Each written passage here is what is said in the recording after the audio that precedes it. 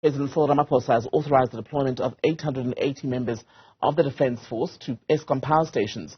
In a letter to Parliament at the end of last week, he said that the soldiers would assist police in protecting infrastructure amid claims of sabotage at the utility. Let's get the view now of security expert Eldred de Klerk. Eldred, a very good evening to you. Welcome back to News at Prime. So, do we have enough information at our disposal at this stage to make sense of this deployment? A, what it'll do exactly, and whether the previous deployment has in fact been successful? Well, that's a very valid question, because we would hope that government communication and information services would do a better job of preempting the fact that we have these questions, and that you, as the fifth estate, as part of the media, can reassure us, the general public, that there's a plan here, and that plan is pegged against a particular strategy. And at the heart of that strategy is to ensure sustainable intervention that will ensure that we have energy security over time. So let's assume, let's say that there's a recognition that we are in a crisis and that something has to be done. We need to thwart any efforts to continue to sabotage power plants and the critical infrastructure. That includes, of course, people digging up cable, and so cable theft, and ensuring that nobody is in a position to bring down the grid. More eyes, more ears, highly trained individuals strategically placed around our infrastructure, making sure that they are fully briefed and that they work to very specific goals, and that we also, while they are out there, take care of their health and wellness to ensure that they're optimally fit and ready to do their job on a daily basis. So that's the critical assumption we're all working with. So if this deployment of these 880 members of the SANDF is indeed strategic, meant to deal with cases of sabotage or prevent instances of sabotage, would that perhaps at a security or intelligence level justify then the scant level of detail as to what the deployment will entail? Well, it's always difficult when you work in the arena of information in terms of how much information you're actually letting out. We would hope that by now the South African Police Service and the state security agencies have a clear idea as to where Eskom is vulnerable and where our infrastructure is vulnerable.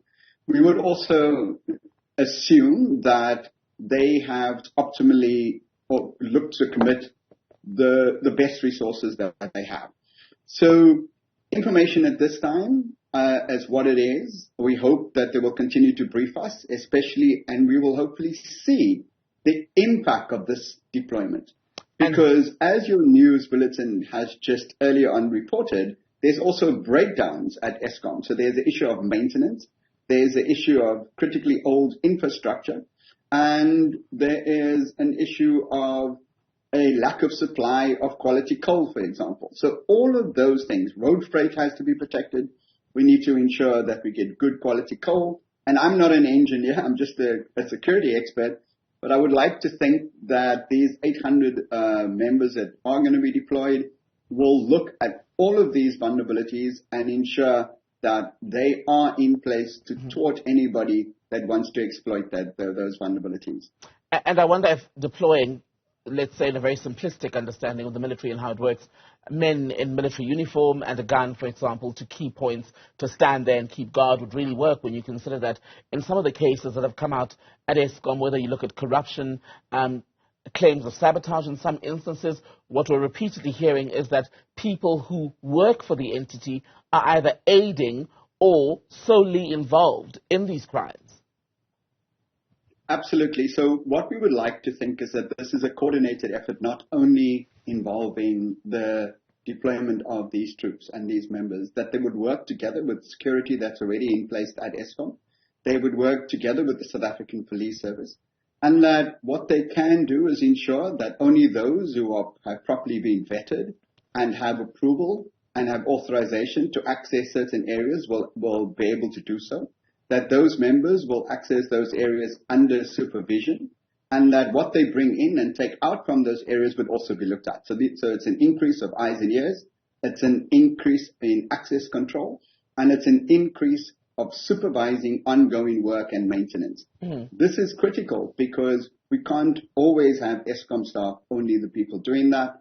and it's clear that their own security arrangements wasn't adequate and wasn't up to the task. This, of course, leaves... Sorry, go ahead.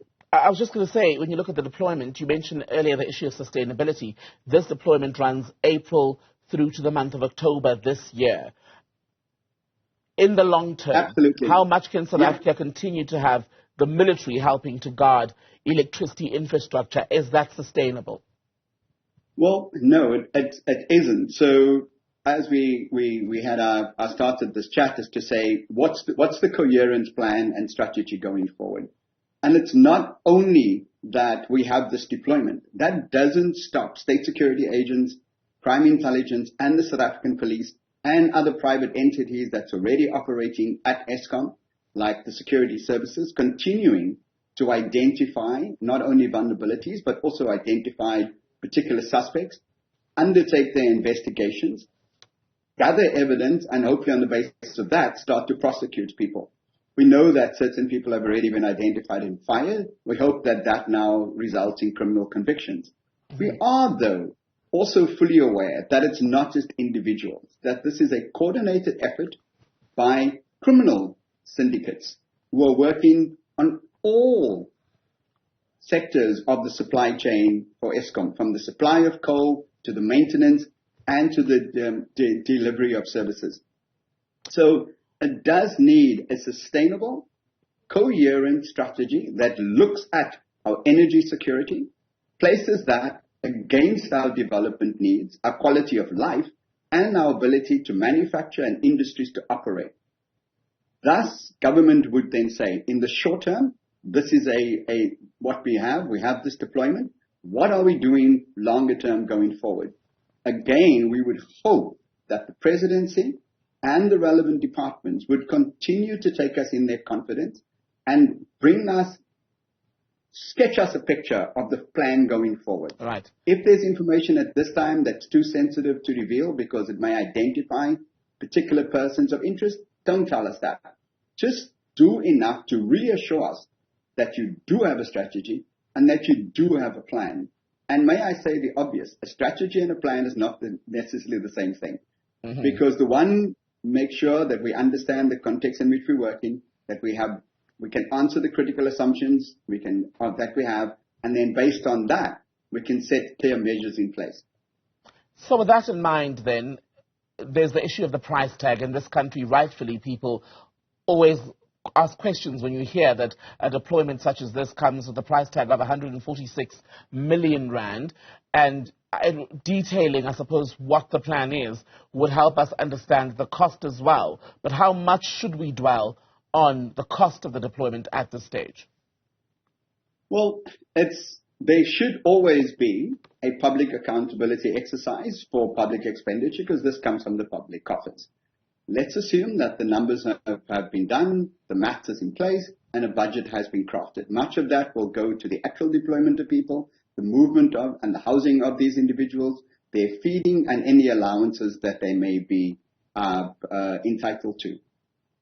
What we should be looking at, Timbukile, is also looking at what is the impact of ongoing stage 6, stage 7 rolling blackouts of power out, the impact on our quality of life, the impact on our health, the impact on our ability for our manufacturing sector to be up and running, the impact on our farmers and our agricultural sector, the impact on our industrial sector, the impact on our transport sector, and also just ensuring that this continues to undermine confidence in government.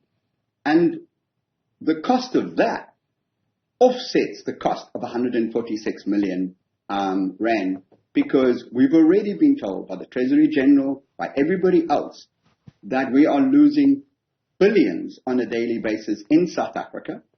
Also, we've had so many small and medium enterprises go shut down, and we've already seen a loss of employment. Eldred de Klerk, always good to speak to you, security expert. Thank you for your time, sir.